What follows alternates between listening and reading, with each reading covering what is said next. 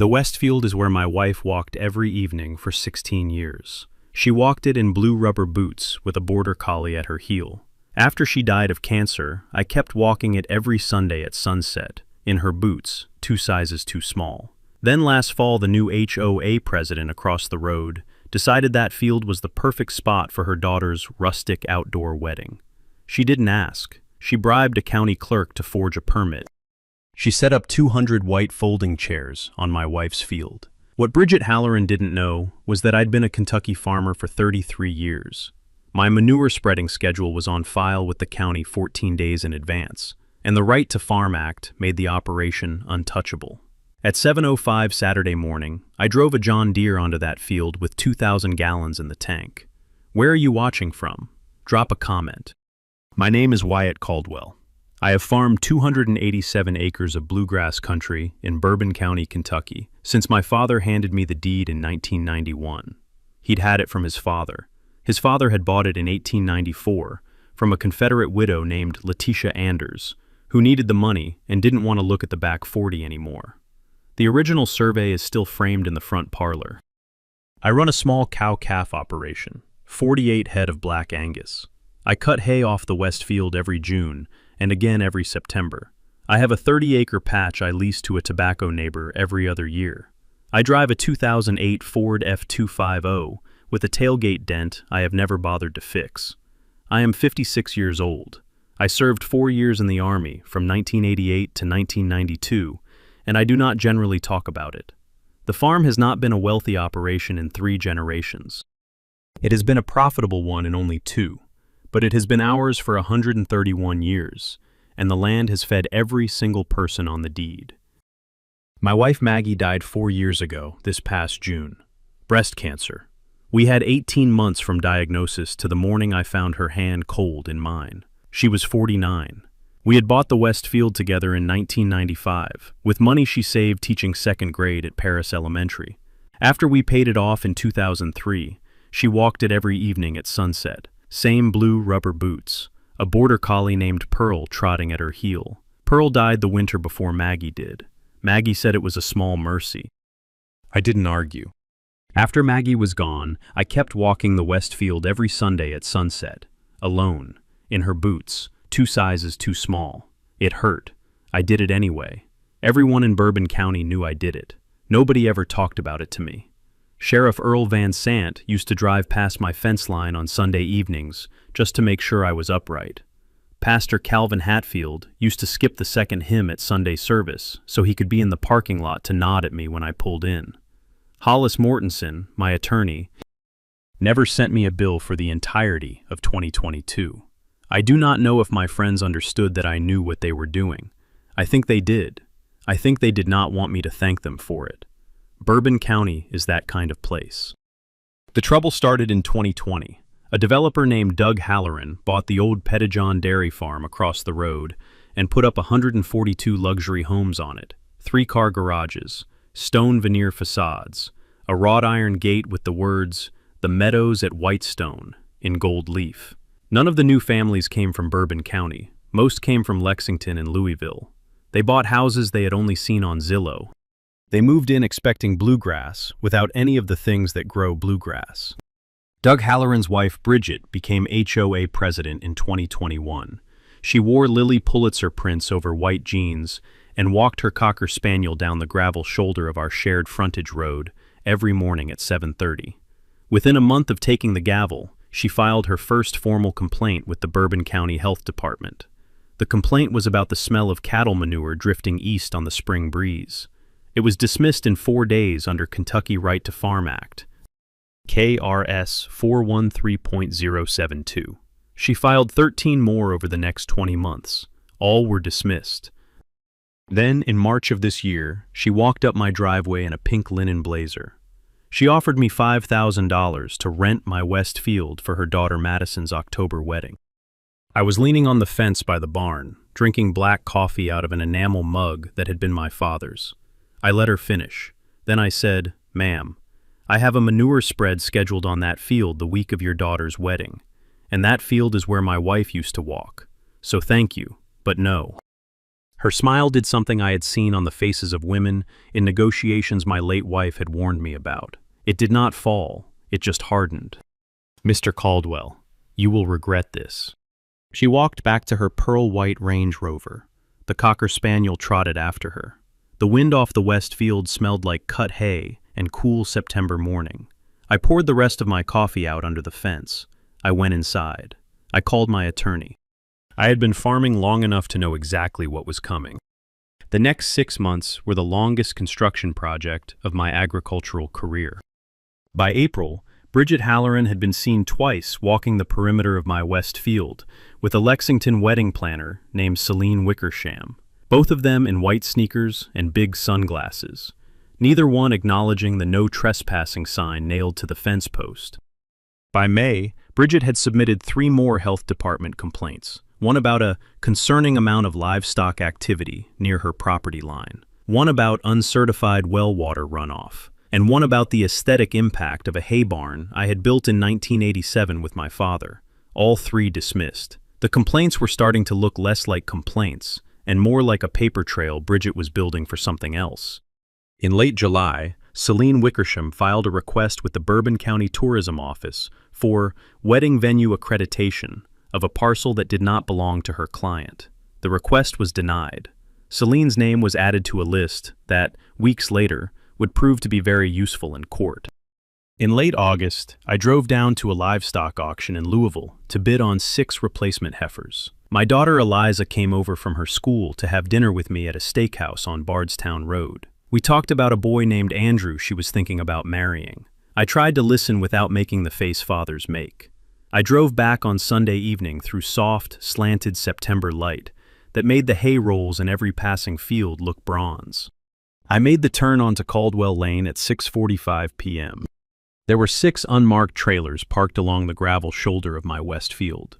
2 crews of men in matching navy polos were unloading aluminum tent poles from the back of a flatbed. A diesel generator was humming behind the gazebo I had built for Maggie's 50th birthday in 2018. A man in a yellow vest was driving an auger into my pasture to set what appeared to be the foundation for a wooden dance floor. Strings of unlit fairy lights lay coiled in plastic bins. A florist truck idled by the gate with the back doors open and a refrigeration unit running. I pulled the pickup onto the shoulder. I rolled the window down. I did not get out. I took a slow breath. I let the muscles in my forearms unclench, one at a time, the way the Army taught me to do, before I was about to do something I would later be questioned about. A crew foreman jogged over. He was sweating and friendly. "Sir, this lane's closed for the next 6 days. We've got a private event set up in progress." "Is that so?" "Yes, sir. Wedding next Saturday. Permit and everything." "Whose permit?" He pulled out a laminated card from a clipboard. He showed it to me through the truck window. It read, "Temporary Event Permit, Bourbon County, Venue, Caldwell Family Farm, West Pasture, Approved, Venue Operator, Wyatt Caldwell, Approval, T. Pickerel, Zoning." I looked at it. I looked at the gazebo Maggie had unwrapped a birthday ribbon on 6 years before. She'd still had her hair then, her color. The rest of us had still believed it was going to be all right. I rolled the window back up. I drove the pickup the half-mile to my farmhouse. I parked. I went inside. I took my father's enamel mug down from the shelf above the sink. I filled it with bourbon. I drank it slowly at the kitchen table while the sun went down over the tents going up on my wife's field. Then I called Hollis Mortensen, my attorney at home. He picked up on the second ring. "Wyatt." "Hollis, there are wedding tents going up on my west field. They have a county permit with my name on it. I never signed any such thing." There was a long silence on the line. "Stay where you are. Don't touch a thing. I'll be there in 20 minutes. Hollis Mortensen is a 68-year-old country lawyer who keeps 3 sharpened pencils and a yellow legal pad in his jacket pocket. He has been my father's attorney and now mine since 1979. He grew up 2 miles from my farmhouse on a tobacco farm his grandmother walked away from in 1962 because the IRS made her. He has tried more agricultural law cases in Kentucky than any man living. He arrived at 6:58 in his 2014 Buick. He walked the field perimeter with me without speaking. He photographed every tent stake, every trailer, every laminated sign. He read the permit from the foreman 3 times. He did not ask the foreman his name. We walked back to the farmhouse. Wyatt, they have forged a county permit on your land. That is not a civil matter anymore. That is a felony. I made him a cup of coffee. Here is what we do, son. Tomorrow morning you and I drive to the HOA office. You hand Bridget Halloran a notice of trespass. I serve it personally. You do not raise your voice. You do not threaten. And then? And then I drive to Frankfort and I sit down with a friend at the Kentucky State Police Public Integrity Unit. By Thursday, this woman will not know what kind of weather is coming for her. Then I said the thing I had been turning over since I'd seen the auger go into my pasture. Hollis, I'm scheduled to spread liquid manure on that field on Saturday. Hollis put his coffee cup down.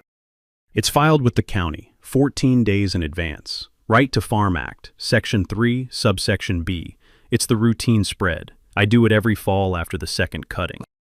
Hollis looked at me for a long time over the rim of his cup. Son, you understand what you're suggesting. I'm asking if I have to cancel a properly filed agricultural operation because a stranger put a wedding tent on my land without my consent. The corners of Hollis Mortenson's mouth moved a quarter of an inch. He took out a yellow legal pad. He clicked one of his pencils. He wrote a single sentence at the top. Operation Regina, KRS 413.072. Regina? My grandmother, the one the IRS chased off. She fed Bridget Halloran's grandfather a sandwich once at the back door of her kitchen in 1939, and he never thanked her. I have been waiting for this case my entire life. The next morning at 9:15, Hollis and I walked into the HOA office at the Meadows. Bridget Halloran was sitting behind a marble-top desk in a coral cardigan with a vase of pink peonies at her elbow. I handed her the notice of trespass. Hollis read it aloud on the record. Bridget did not stop smiling. She slid the laminated permit across the desk. Mr. Caldwell, the county has authorized this event venue. You are not in a position to object. Ma'am, I never signed any permit. The county has the signed copy on file. Filed by Theodore Pickerel, Bourbon County Zoning Office. You are welcome to dispute it in court, after the wedding. You should have taken my offer. Hollis put his hand on my arm. I did not speak. We walked out. That afternoon, Hollis drove to Frankfort. That night, I sat on my porch with a glass of buttermilk and watched the diesel generator hum across the field that had been Maggie's. I did not feel angry. I felt patient, the way a fire feels when it has not yet been lit. I had a manure spreader in the equipment barn. I had a 4,000-gallon tank. I had a schedule on file with the Bourbon County Agricultural Extension Office. I had a sheriff who had hunted with my father. I had an extension agent whose grandmother had known my mother. I had an attorney who had been waiting for this case since 1962. And I had a wife who had walked that field in blue rubber boots every evening for 16 years. I had everything I needed. For the next 3 days, I did the work of a farmer who knows his routine has been declared a battlefield. I moved my 48 head of Angus to the south pasture. I serviced the John Deere 7250R. I greased the gimbals on the manure spreader and tested the PTO at low RPM. I drove to the Bourbon County Agricultural Extension Office and pulled 3 copies of my filed spread schedule, dated August 22nd, stamped by Pat Brenneman, the extension agent. I dropped one off at Hollis's office. I kept one in the kitchen drawer. I taped the third to the inside of the equipment barn door. On Tuesday afternoon, Celine Wickersham hired a private security guard to stand at the gravel shoulder of my west field. He had a clipboard. He took down my license plate every time I drove past my own driveway. On Tuesday evening, my daughter Eliza called. Daddy, I'm seeing posts on Facebook about a wedding at the farm. I know, sweetheart. Whose? A woman named Bridget Halloran's daughters. They have not asked my permission. They have forged a county permit. There was a long pause. Daddy, what are you going to do? I poured myself an inch of buttermilk and stood at the kitchen window. The sun was setting orange over the gazebo. 3 men were stringing white bulb lights across the dance floor frame. Eliza, I'm going to spread manure on Saturday morning on the schedule I filed in August. Hollis is going to file the criminal complaint on Thursday. Sheriff Van Sant is going to be there to observe. By Sunday, I will have my field back. The woman who lied to her daughter about it will be in jail, and the wedding will be held wherever it should have been held in the first place. My daughter laughed, the first laugh I had heard from her since her mother died. Daddy, Mama would have loved this. I know. After she hung up, I sat at the kitchen table and looked at a framed photograph of Maggie on the bookshelf, taken in the West Field in 2017, in her blue rubber boots with pearl at her heel. I said, out loud, "I'm sorry it took me this long." On Wednesday morning, Hollis called. "Wyatt, the forged permit has been confirmed by the state. There is no record of your signature, no notary, no county fee paid. Theodore Pickerel stamped it himself, out of order. He has been on the take from Doug Halloran's commercial real estate company for 2.5 years, 3 small bribes a year, mostly under the table, totaling $31,400. KSP Forensic Accounting traced every dollar of it through a Lexington check cashing shop owned by Doug's cousin. KSP, Public Integrity, has put a quiet warrant on Pickerel, Doug Halloran, and Bridget Halloran. They will execute Saturday morning at sunrise. They want your manure spread to draw out the wedding crowd and the news camera. They want the videotape. They want the headline. They want the small humiliation that does what no indictment alone can do. Make sure no HOA president in this state ever again tries to take a working farmer's land. And they want your field fertilized on the schedule you filed in August. I closed my eyes. Hollis, there's one thing I need to do before Saturday. I need to talk to the bride. There was a silence. Then Hollis said, "Wyatt, that is a very good idea." That Thursday evening, I called Madison Halloran. I introduced myself. I asked if she would meet me for coffee Friday morning at the Java Brewer in Paris. She paused for a long time. Then she said, "Yes, sir." Madison Halloran walked into the Java Brewer Friday morning at 8:05 in a pale yellow sundress, her hair in a French braid, no makeup, her wedding ring hand turned inward in her lap. She was 24. She looked 19. There was a tremor in her left hand she could not quite hide, and she kept that hand tucked under her thigh on the booth seat. I had ordered her a vanilla latte. She thanked me very quietly and sat down across from me at the corner table by the window. Outside, the dogwoods along Main Street were starting to drop their leaves. Mr. Caldwell. Ms. Halloran. She held her cup in both hands. She did not drink. My mother told me you signed off on the venue. She said it was a paid rental. She said she's been planning it with you for months. When she told me you were the property owner, I asked what your wife thought about all this. She said your wife had passed, but had loved my mother dearly. I let her get to the end before I reached into the leather folder beside me and laid the forged permit and Hollis's affidavit on the table. Madison read the affidavit twice. Her hands began to shake. She did not cry the way her mother would have cried. She cried the way a young woman cries when she suddenly understands she has spent 24 years being told a version of her own life that turns out not to have been true. She cried quietly. She did not wipe her face. "Mr. Caldwell, I am so sorry. I had no idea." I waited until she could lift her cup. Then I told her 2 things. The first was that her wedding was going forward on Saturday, but not on my land. I had a neighbor named Ned Garrison, whose family had built a stone barn outside Versailles in 1873. Ned had a coffee pot going right now, this morning, and was waiting for her call. The barn was hers if she wanted it, free of charge. The second was that on Saturday morning at 7 a.m., I was going to drive a manure spreader onto my west field and apply 2,000 gallons of liquid cattle manure, exactly as I had filed with the county on August 22nd. The Kentucky State Police were going to be present. They were also going to arrest her mother, her father, and a county clerk on charges of bribery, forgery, and conspiracy. She read every word twice. She set the affidavit down. "Mr. Caldwell, thank you for telling me. I would have walked down that aisle thinking my mother had paid you. I would have shaken your hand in good faith. I want you to know I would have meant it." "I know that, sweetheart." "What's your wife's name?" "Margaret. Maggie." My mother told me her name was Susan. She told me Susan loved the gardenias. I did not say anything for a moment. Then, "Madison, your mother did not know my wife." She nodded once, slowly. She stood up. She thanked me for the coffee. She took the slip of paper with Ned Garrison's phone number on it. She walked out into the cool Bourbon County morning and called Ned from the parking lot. By 8:45, she had a new venue. By 9:15, half the wedding party knew. By noon, the caterer had agreed to move. By 3 p.m., Madison's father's brother, a Versailles auctioneer who had not spoken to Doug in 11 years, had agreed to walk Madison down the aisle. Madison did not call her mother all day. Bridget Halloran did not yet know. That was the way I wanted it.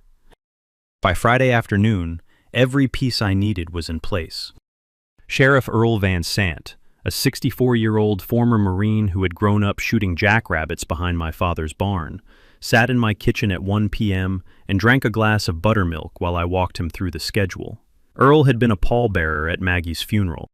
Wyatt, I'll be there at 6:45. 2 deputies and cruisers. Lights off. I will not engage Mrs. Halloran unless she physically obstructs you. I will not let anybody touch the tractor, and I will not let her private security guard within 50 feet of the field. What if she tries to file an injunction? Earl smiled. Son, the only Bourbon County judge who could issue one is at his grandson's football game in Frankfort. The next one available is Monday. By Monday, the field will be fertilized, the wedding will be over, and Mrs. Halloran will be in custody. He drained his buttermilk. Wyatt, I have been waiting 4 years to see somebody do something for you. Your father would be proud. Pat Brenneman, the county extension agent, came by at 3. She brought 3 certified copies of my August 22nd filing and a printout of the Right to Farm Act with the relevant subsections highlighted in yellow marker. Wyatt, the statute protects established agricultural operations from nuisance claims filed by people who moved in afterward. You're a 4th-generation operation. The Meadows was built in 2019. You are protected. They are not. As long as you've filed your schedule, applied at standard agronomic rates, and not increased your operation size beyond historical baseline, you are bulletproof. Standard agronomic rates.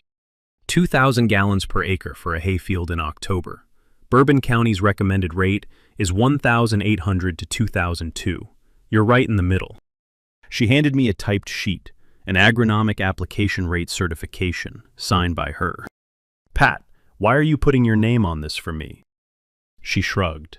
Because the law says I can. Because the law says I should. Because Bridget Halloran filed a complaint last spring claiming you had cattle manure run off into her sprinkler system, and I had to spend 3 days proving she was lying.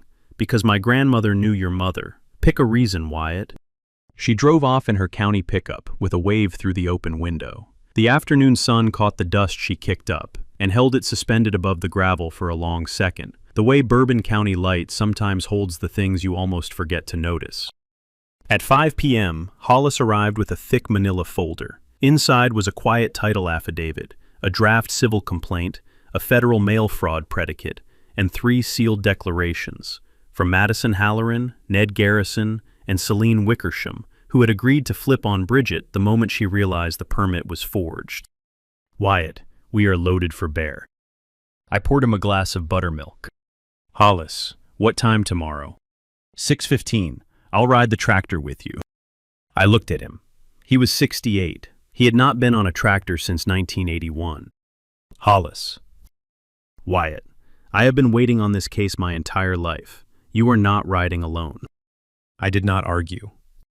We sat at my kitchen table until the sun went down over the white bulb lights twinkling on Maggie's field. We did not speak for the last hour. We did not need to. The phone rang at 9:45. It was Bridget Halloran. I let it ring. It rang 9 more times that night. I let it ring every time. Bridget arrived at my farmhouse at 10:04 p.m. in her pearl white Range Rover, the headlights blazing across the front porch, the radio leaking a Kenny Chesney song. I had been sitting on the porch with the cordless phone and a half glass of buttermilk. I had been expecting her. She walked up the porch steps. She was wearing the same coral cardigan from Tuesday and a pair of low-heeled white pumps in the gravel. In her right hand was a black leather briefcase. Mr. Caldwell. Mrs. Halloran. She set the briefcase on my porch railing. She unlatched it. She opened it. Inside were 40 bound stacks of $100 bills. I would learn later it was exactly $50,000. Mr. Caldwell, I would very much like to come to a reasonable accommodation. My daughter's wedding is tomorrow. The setup is complete. I am asking you, neighbor to neighbor, to cancel your manure spread for 1 day. 1 day, Mr. Caldwell. I did not say anything for a moment. Then I reached very slowly into my left breast pocket. I took out my phone. I held it up so she could see the red recording light. Mrs. Halloran, the cameras on this porch have been recording you since you turned into my driveway. The cordless phone on my lap has been live with the dispatch line of the Bourbon County Sheriff's Office since 10:03. The audio of this conversation will be on Sheriff Earl Van Sant's desk before I go to sleep. The $50,000 you are attempting to give me will be Exhibit 4 in the federal bribery case against you. Please close the briefcase. Please get off my porch. Please go home and explain to your daughter that her wedding has been moved. For 3 seconds she did not move. Her eyes flicked between the briefcase, my phone, and the cordless on my lap. Her chest rose and fell. The Cocker Spaniel in the back of the Range Rover whined once and went quiet. Then she made a sound I will never forget. It was the noise of a woman whose entire life model had just told her it was not going to work anymore. 49 years of practiced charm collapsed in the space of half a breath, and what came out underneath sounded less like rage than like fear. She slammed the briefcase shut. She turned to walk down the porch steps. She stopped halfway. She turned back. "Wyatt, your wife." I stood up. I said, very clearly, "Bridget, you will not say her name." She blinked. "You will not stand on my porch, and you will not say her name. Go home." She did. She drove out with the gravel kicking under her tires. I sat back down. I drained the last inch of buttermilk. I called Earl Van Sant directly.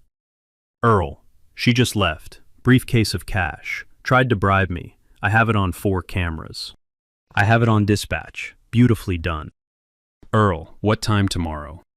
6:45. The KSP unit is staged at the Marathon Station on 627.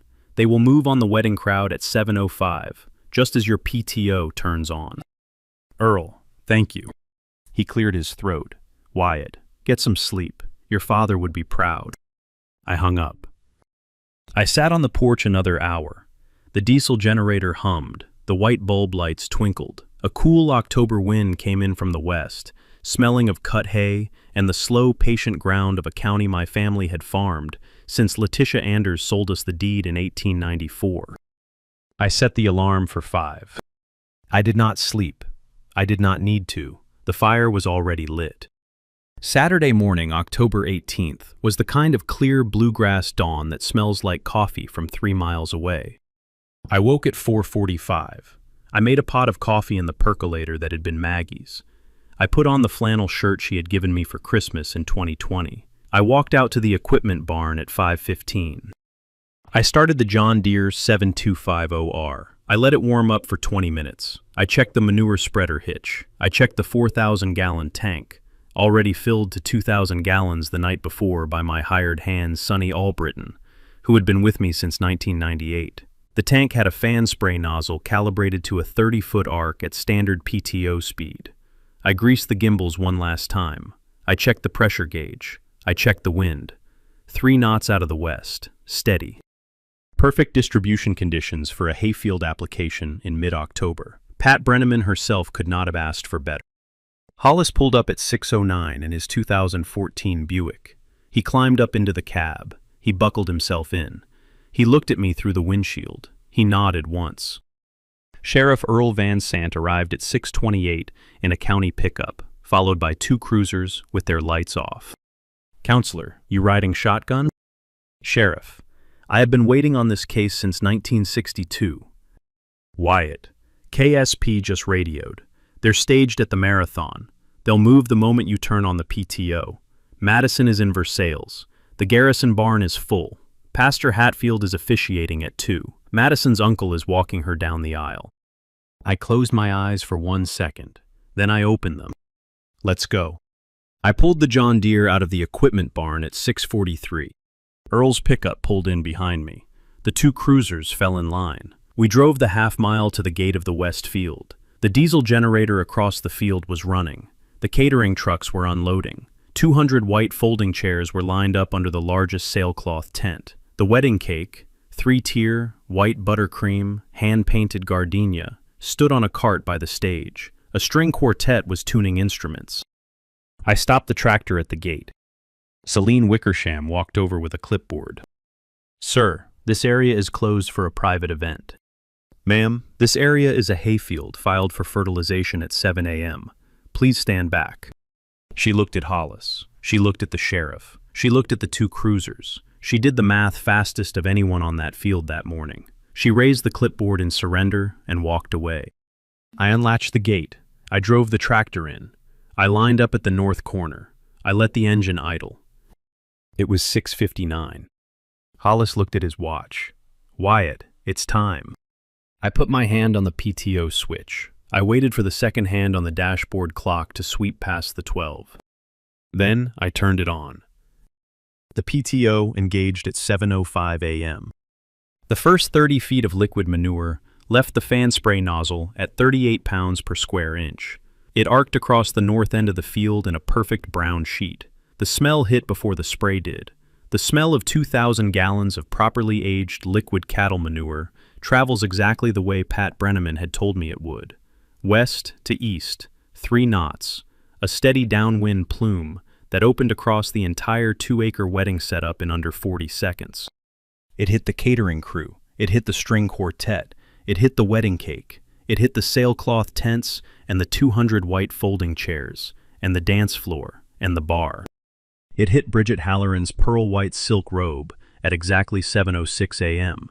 as she came running out of the largest tent screaming, "Stop him! Stop him! Stop him!"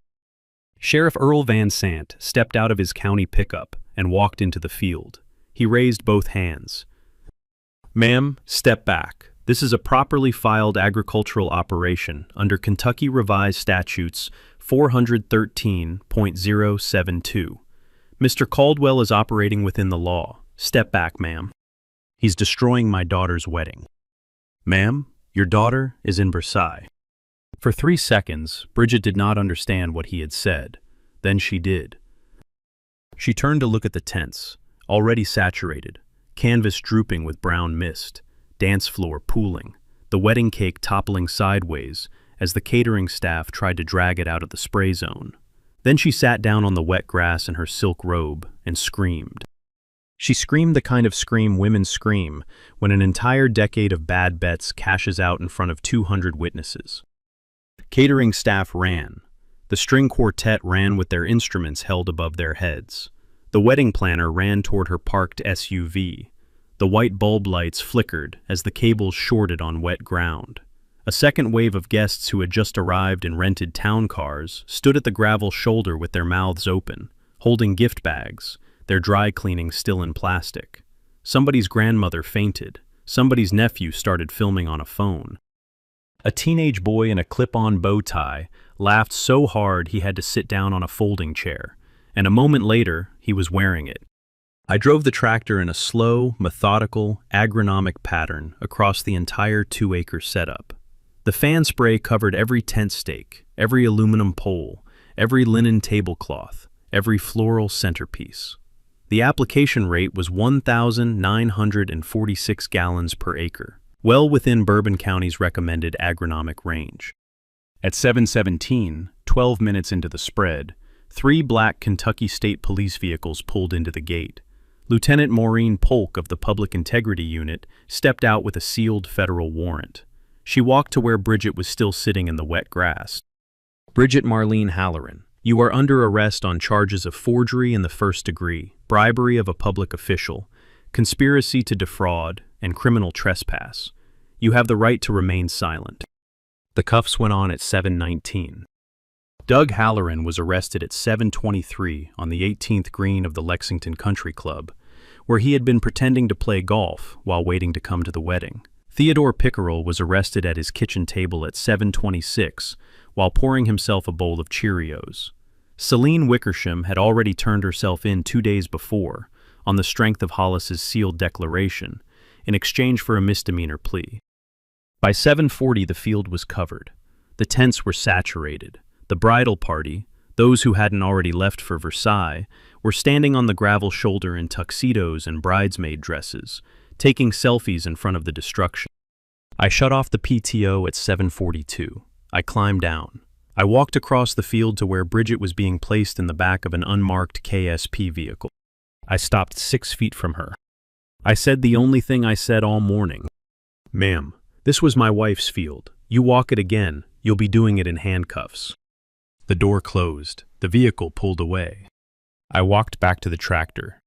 Hollis was leaning against the rear tire, drinking the last of his coffee, watching the bluegrass sun come up over Bourbon County. "Wyatt, best Saturday I've had in 20 years. At 2 p.m. that afternoon, Madison Halloran married Bryce in Ned Garrison's stone barn outside Versailles. She wore the dress her grandmother had worn in 1962. Her uncle, Doug Halloran's older brother, who had not spoken to him since 2014, walked her down the aisle. Pastor Calvin Hatfield officiated.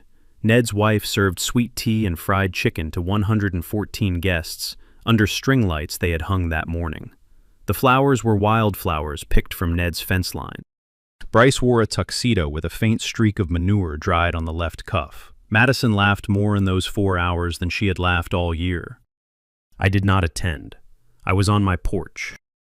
That evening, at sunset, I walked the west field in Maggie's blue rubber boots. The smell was strong. I did not mind. The grass would come back greener in spring than it had in 5 years. The field was hers again. I walked the full perimeter, the way she had walked it for 16 years. I cried for the first time in 4 years. Then I went inside. The cleanup took 11 days. Insurance covered most of it, the wedding planner's commercial policy, Bridget's personal umbrella, and a brief federal forfeiture order against Doug Halloran's commercial real estate company. The 2-acre setup was hauled away in 3 days by a Lexington restoration company. They had never billed an HOA matriarch for biohazard mitigation before. I am told they dined out on the story for a year. Bridget pleaded guilty in March on 6 counts. She got 4 years federal. Doug took 6. Theodore Pickerill cooperated and got 18 months and lost his county post for life. The Meadows HOA was placed under court-ordered receivership for 1 full year. A new board was elected in May, headed by a retired schoolteacher from Lexington named Linda Petticoat, who had moved into the Meadows in 2022 and had been quietly horrified by Bridget for 2 years. The first action of the new board was to send me a fruit basket and a formal letter of apology, hand-signed by every member of the board, including 3 families who had voted for Bridget twice. The second action was to amend the HOA's covenants to formally recognize the Kentucky Right to Farm Act, and to acknowledge that no resident of the Meadows had any authority over agricultural operations on adjoining parcels. I sent the fruit basket to the food pantry at First Baptist Paris. I framed the letter. Madison Halloran and Bryce sent me a wedding photograph from Ned's barn. The frame was hand-painted with little gardenias. The card said, "Mr. Caldwell, thank you for telling me the truth. I will spend the rest of my life trying to deserve it. Madison." I keep the photograph on the mantel next to Maggie's. Eliza drove down from Louisville the Sunday after. She brought a Tupperware of her mother's chicken and rice casserole. She walked the west field with me at sunset. She wore my old work boots over her own socks. Pearl had been gone 7 years by then, but for one moment, as we crested the rise behind the gazebo, I thought I heard her bark. I did not say anything. Eliza did not either. We walked. When we got back, Eliza put her arms around me and said the thing her mother had always said when one of us came in cold. "Daddy, you did good." I held on a long time. The following spring, Hollis and I incorporated the Margaret Caldwell Legacy Defense Fund, a 501c3 nonprofit. It provides free legal representation to small family farms in Kentucky, Indiana, Ohio, and Tennessee. Nuisance lawsuits, encroaching HOA boards, predatory development offers, forged county permits. We staffed it with 2 retired ag attorneys, a paralegal, and 1 full-time extension agent named Pat Brenneman. She took early retirement from the county to work for us. In the first year, we represented 23 farms. In the second, 67. The logo of the fund is a small woman in blue rubber boots, walking across a hayfield at sunset, with a border collie at her heel. The west field came back greener than it had in a decade. I cut hay off it twice that summer. I sold the second cutting to the Garrison family at half price, and bought Ned a new haybine with the difference. He did not want me to. I did it anyway. Some debts are not about money.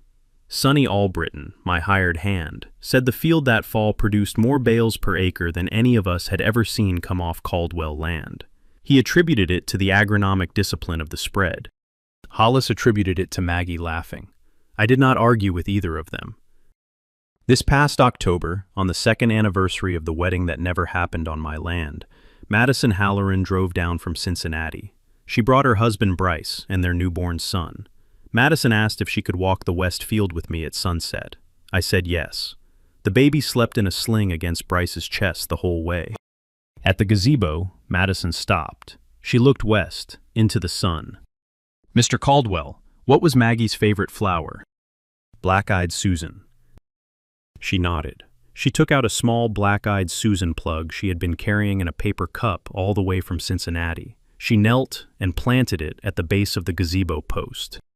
I did not cry that day, but I felt Maggie laugh. After they drove back to Cincinnati, I walked the field one more time. The black-eyed Susan was small. The bluegrass was strong. The October sun was setting behind the gazebo, the way it had set for 16 years before the trouble began. And for the first time since Maggie died, I understood what she had been trying to tell me on the last morning I held her hand. The land outlasts the people who try to take it. The land outlasts the people who love it too. What we leave on it, a porch, a flower, a memory, a fight worth winning, is what makes it ours. If an HOA has ever tried to take your land, your livelihood, or your peace because they thought you were too small to fight, drop your story below. Subscribe so you don't miss next week. We follow a letter from a Wyoming rancher facing the same thing on 20,000 acres of his great-grandfather's land. Justice doesn't always look like a courtroom. Sometimes it looks like 2,000 gallons of liquid manure on a Saturday morning in October. Fans sprayed in a slow agronomic pattern across a hayfield. A man's wife had walked for 16 years in her blue rubber boots. Friends, here's the thing about Bridget Halloran. She didn't lose because what kept her was meaner than her. She lost because she was patient. She had spent 2 years filing nuisance complaints, escalating fights, and trying to chip away at a man who had been farming the same 287 acres for 33 years. She thought because he was quiet, he was weak. She thought because he was alone after his wife died, he was breakable. She was wrong about both. The strongest men in any neighborhood are usually the quietest one. They have lawyers on retainer, and they have known for 40 years. They have schedules on file with the county. They have receipts. They have sheriff's deputies who used to hunt with their fathers. And they have, when the moment comes, the legal right to do exactly what the established operation has always done. Even if the woman who set up a wedding on their land has learned the hard way. If your HOA has ever tried to walk over a working farm, a working trade, or your way of life, drop your story below. Subscribe so you don't miss the next week, when a letter from Wyoming brings a rancher facing 20,000 acres of trouble.